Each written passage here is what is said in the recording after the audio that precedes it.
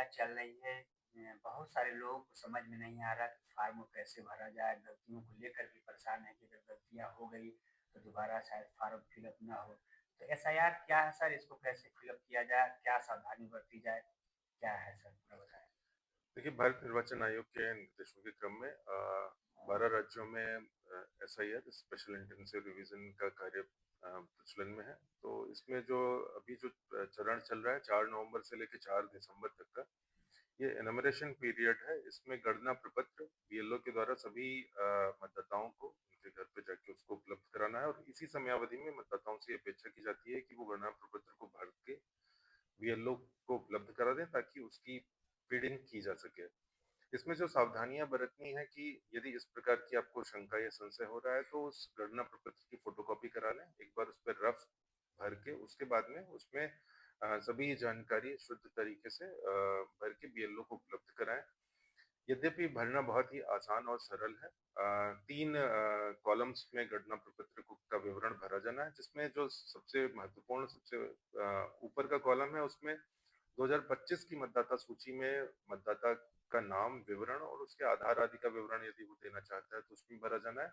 इसके अतिरिक्त जो अन्य 2 कॉलम है उसमें से कोई एक मतदाता के द्वारा भरा जाना है, जिसमें एक कॉलम यदि सन 2003 की मतदाता सूची जो एसआईआर अंतिम रूप से हुआ था, उसमें मतदाता का नाम यदि उस सूची में सम्मिलित है तो उसका विवरण भरा जाना है।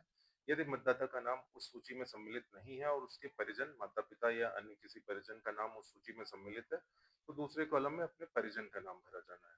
तो बहुत ही सामान्य जानकारियाँ इस जो हमारा गणना प्रपत्र है इसमें भरी जानी है। और उम्मीद करते हैं कि जो हमारे सभी मतदाता हैं वो निर्धारित समय सीमा के भीतर गणना प्रपत्र को भर के अपने बीएलओ को उपलब्ध कराएंगे। बिलों को क्या दिशा निर्देश हैं? सभी बीएलओ को ये दिशा निर्देश दिए गए हैं बार बार। सभी उप जिलाधिकारी जो कि ईआरओ निर्वाचन रजिस्ट्रीकरण अधिकारी हैं उनके माध्यम से भी बैठक करके ये निर्देश दिए गए हैं कि सभी मतदाताओं को गणना प्रपत्र उपलब्ध कराएं और जो मतदाता किसी कारण से जिनका घर बंद है या बाहर काम कर रहे हैं तो कम से कम 3 भ्रमण उनके यहाँ करें और गणना प्रपत्र वितरण के उपरांत में उसको सावधानी पूर्वक सही तरीके से भर के और उसकी बीएलओ ऐप के माध्यम से फीडिंग को निर्धारित समयावधि में सुनिश्चित कराने के लिए बीएलओ को निर्देश दिए गए हैं। इसके अतिरिक्त माननीय निर्वाचन आयोग के द्वारा जो निर्देश थे उसमें 3 राजनीतिक दलों ने जनपद में अपने बीएलए बूथ लेवल एजेंट तैनात किए हैं, जिसमें भारतीय जनता पार्टी, समाजवादी पार्टी और बहुजन समाजवादी पार्टी सम्मिलित है। तो सभी बीएलओ को ये भी निर्देश दिए गए हैं कि वो बीएलए से समन्वय स्थापित करके जो बीएलएस के द्वारा फॉर्म उपलब्ध कराए जा रहे हैं तो उनको भी उनकी फीडिंग भी समय अंतर्गत सुनिश्चित करें।